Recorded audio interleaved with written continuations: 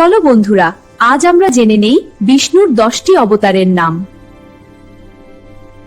প্রথম অবতার মৎস্য। দ্বিতীয় অবতার কূর্ম। তৃতীয় অবতার বরাহ কতিতার। চতুর্থ অবতার নরসিংহ। পঞ্চম অবতার বাম। ষষ্ঠ অবতার পরশুরাম।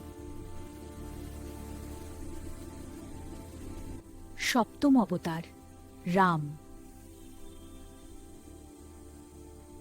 অষ্টম অবতার কৃষ্ণ। নবম অবতার বুদ্ধ।